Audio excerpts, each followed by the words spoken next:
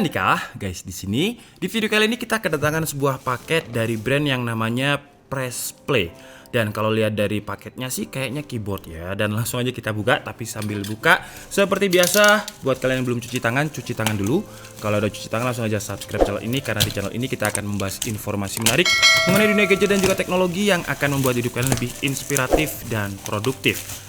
Oke, jadi Press and Play ngirimin saya sebuah keyboard yang namanya adalah Apollo 61. Kenapa namanya Apollo? Mungkin ada sesuatu yang mirip dengan Apollo nanti ketika kita buka. Dan untuk boxnya, box coklat standar biasa sih ya, nggak ada selling point yang di print gitu. Atau mungkin ini karena unit demo jadi seperti ini. Buat kalian yang pernah beli Apollo 61 bisa tulis di kolom komentar apakah memang boxnya seperti ini.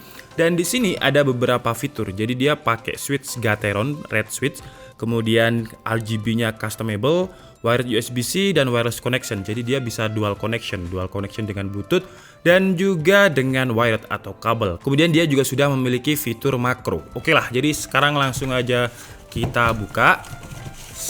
Oh, ini keyboard TKL nih ya, 10 keyless. Berapa persen coba kita lihat. Sepertinya 60%, jadi sekitar 60 tombol.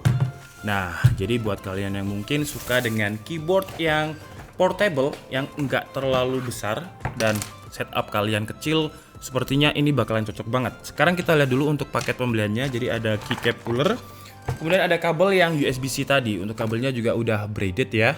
Mungkin kita copot dulu untuk keycapnya ya, sambil kita lihat untuk switchnya. Ya, jadi switchnya dia pakai Gateron warna merah, dan karena nggak ada puller untuk switchnya, jadi dia belum hot swappable. Hot swappable itu artinya kita bisa ganti switchnya, bukan hanya keycapnya, tapi kita bisa ganti untuk switchnya juga. Untuk ukurannya ini 60% dan dia memiliki two-tone keycap, jadi ada warna putih dan juga warna grey. Yang menurut saya sih terlihat keren dan juga simple banget ya. Dan di sini ada logonya Press and Play di bagian bawah. Yang desainnya itu menurut saya juga simple banget. Kemudian kalau untuk soal build quality, dipegang aja udah kerasa build quality-nya ini solid banget.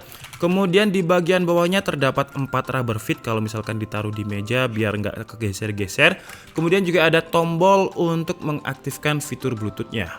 Nah, ini seharusnya kalau misal ada baterainya nyala. Nah, jadi dia bisa nyala. Wow, keren ya. Jadi warna lampu dan juga warna tombolnya ini menurut saya menyatu banget. Dan saran saya kalau misalkan kalian beli keyboard yang TKL wireless seperti ini, baca buku panduan, karena biasanya setiap brand itu memiliki fungsi berbeda-beda, jadi shortcut yang berbeda-beda. Contohnya Apollo 61 ini, nah untuk mengaktifkan mode Bluetooth-nya FN plus R tuh kan. Kemudian untuk Bluetooth setnya dia support 3 Bluetooth device, jadi kita bisa aktifkan dengan FNQ, FNW dan juga FNE. Nah, yang kemarin kita review itu 5 multi connection dan cara mengkoneksikannya juga beda, FN plus P. Jadi wajib baca buku panduan. 1 week later. Oke, jadi saya udah kembali 1 minggu dengan mencoba keyboard TKL dari Press Play Apollo 61 ini. Dan saya itu sebenarnya suka dengan switch yang blue clicky, tapi entah kenapa ternyata punyanya Gateron red switch ini juga enak-enak aja ya.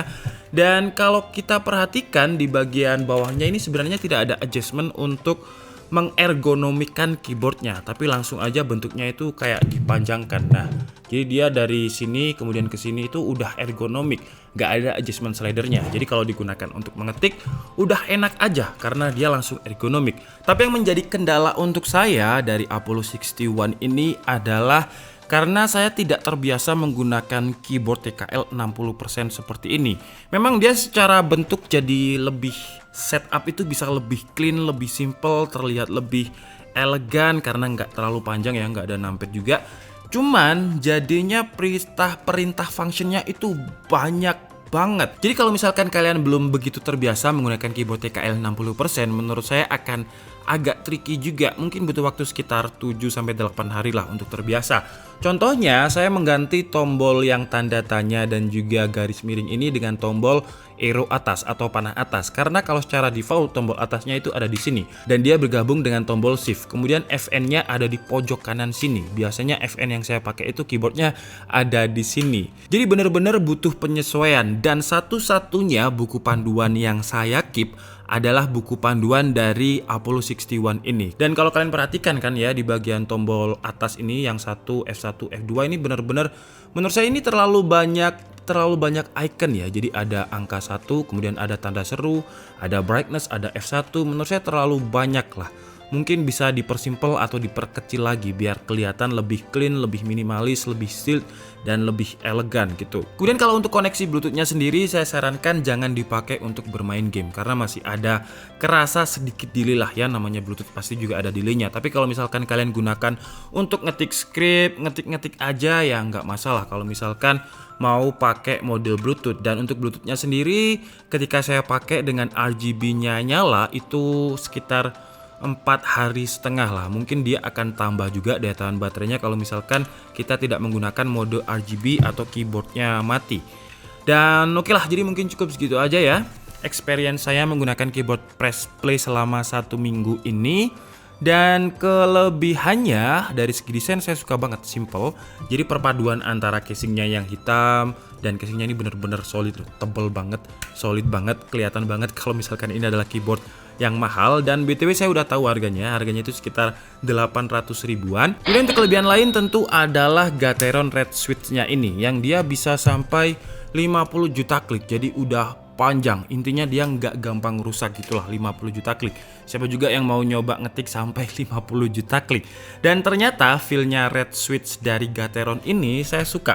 Jadi feel bump, feel taktilnya itu enak banget kalau misalkan digunakan untuk ngetik. Jadi sepertinya saya akan pindah dari Blue Clicky karena saya bosan juga sih ya pakai Blue Clicky terus. Jadi saya mau coba untuk Gateron Red Switch dari Apollo 61 ini. Kalau untuk kekurangannya, switchnya ini nggak hot swappable atau switchnya itu nggak gampang untuk diganti. Jadi kalau hot swappable kan kita tinggal tarik aja, untuk switchnya ini nggak bisa. Jadi buat kalian yang mungkin suka perpaduan antara, biasanya kan ada yang gabungin Blue Clicky, ada yang gabungin dengan brown, ada yang gabungin dengan red biar feelnya beda-beda. Nah, kalau misalkan kalian pengennya seperti itu agak susah di Apollo 61 ini karena dia belum hot swappable. Kemudian untuk Bluetooth-nya kalau misalkan di mode gaming menurut saya masih ada sedikit delay. Cuman kalau digunakan untuk ngetik script biasa aja udah ya, namanya script mau delay pun juga nggak bakalan kerasa. Oke lah, jadi mungkin cukup segitu aja video kita kali ini. Saya minta maaf kalau ada kesalahan dalam penyampaian informasi. Seperti biasa kalian bisa mengkoreksinya di kolom komentar. Saya Dika Setia Budi and see you on the next video. Bye bye.